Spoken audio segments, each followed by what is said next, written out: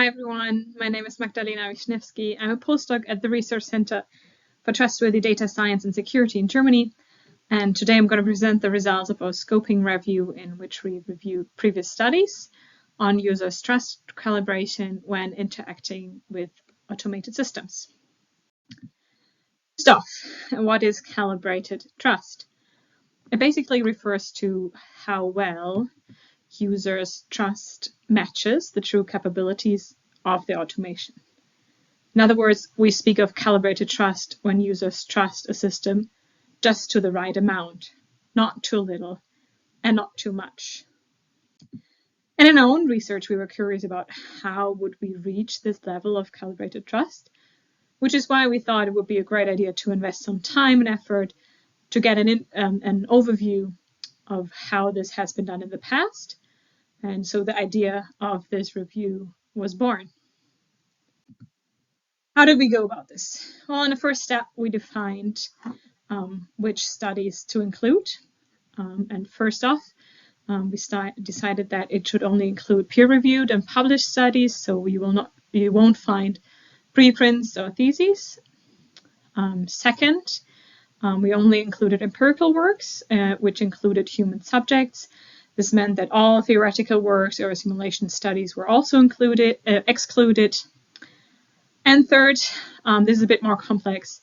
We only included studies which had true trust calibrations. What do we mean by that? It basically says that three elements had to be present in the paper. First off, users' trust had to be assessed somehow through some measure. Second, the system capabilities had to be defined, but ideally manipulated. And third, these two information had to be matched at some point. So if we had a study, for example, that just intended to increase users' trust levels without controlling whether this level of trust was appropriate, those studies were removed. Next, in the identification stage, this happened over two waves, one in August, one in November.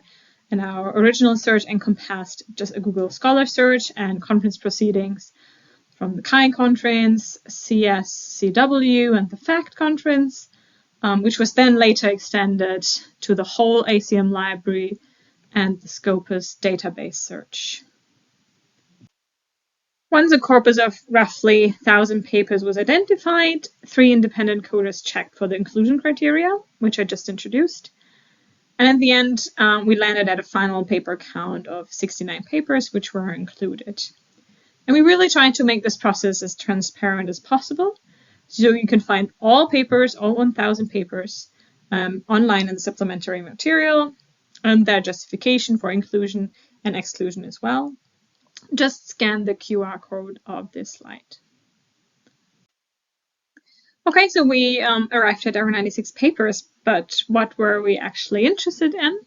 A lot of things. First off, we looked at the different samples of the different studies. So who were the people, who were the participants? Was it an online or lab study? Were they experts or students? How were they recruited? We had a closer look at the different tasks of the studies. Which domain did they fall into, but particularly also what was the role of the automation within that task? What were the capabilities of that automation? Was it rather rule-based, or was it a deep learning algorithm? Did participants require to be experts? And of course, the risk of the different tasks. Then very, very central was also the calibration intervention. We had a closer look at the different study design choices and how they might affect the results. We looked at the different system capabilities and how they were manipulated, and as well as how people's trust was assessed. And then, of course, how did the authors define if there was a calibration or not? We then looked at the results of the intervention. Did it work or didn't it work? What worked best? What was more difficult? And then finally, we came up with different calibration dimensions. So, and for the purpose of this video, I will focus on the different strategies to calibrate users' trust.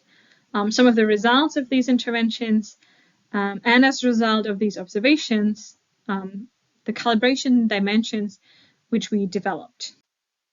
First, the different strategies which were used to calibrate users' trust, which we sorted by the time of the intervention. So, for example, we found that many researchers try to inform users before the interaction with the system about the system's capabilities.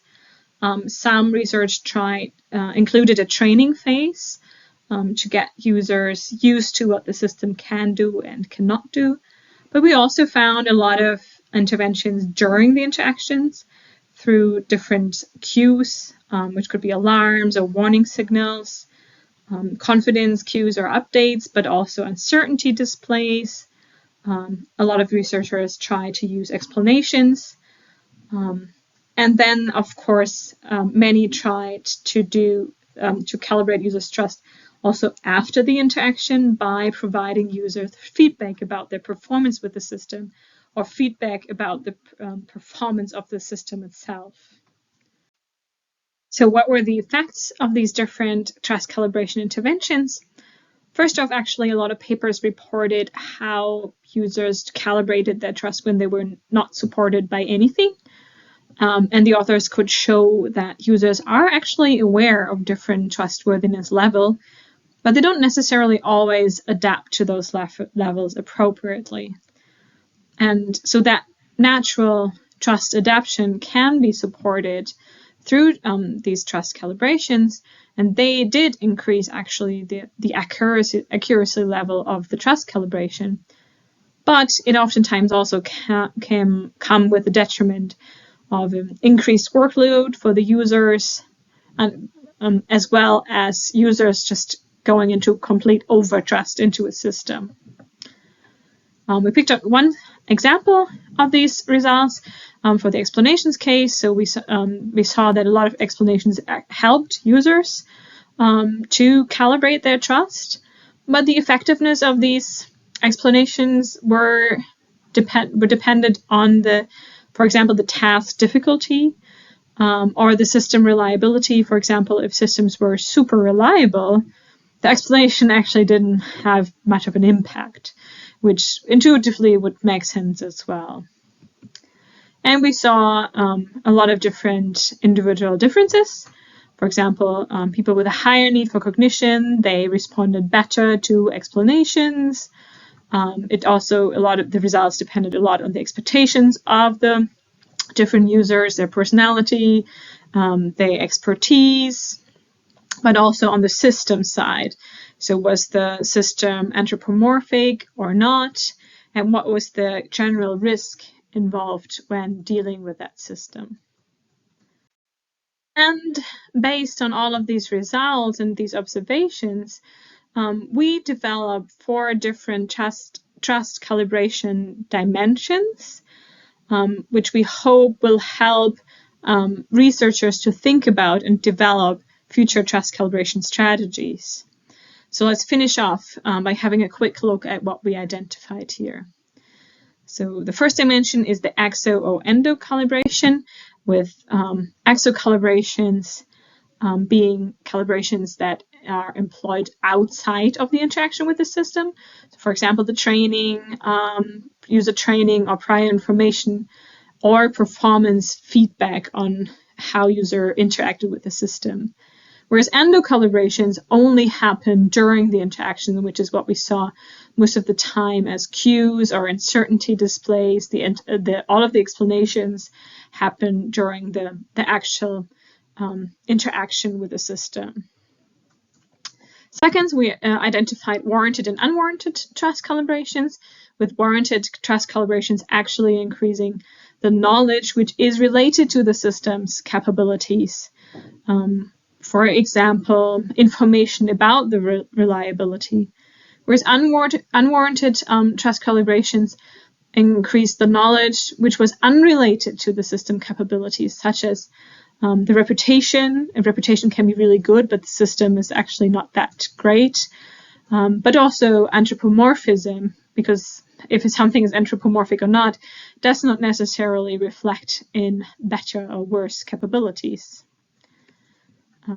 Third, we found interventions could be sorted into static interventions, which treat every user and every situations equally, always the same, does not change, whereas adaptive interventions react to the current level of users' trust.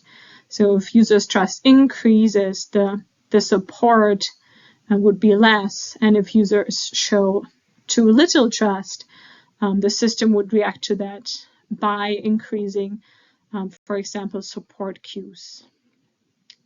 And fourth, we found that many interventions focused explicitly on the system abilities, showing users what the system can and cannot do. Whereas on the other hand, some interventions were more implicit, focusing more on the process, by trying to make the system's inner workings more transparent. That would be, for example, a lot of the explanation examples would fall into that category. Our paper closes by identifying current trends and challenges. And due to time constraints, I cannot talk more about these, but if you're interested, I encourage you to have a look at our paper. If you have any questions, please reach out through the channels in this slide. Otherwise, we'd like to thank you for your attention.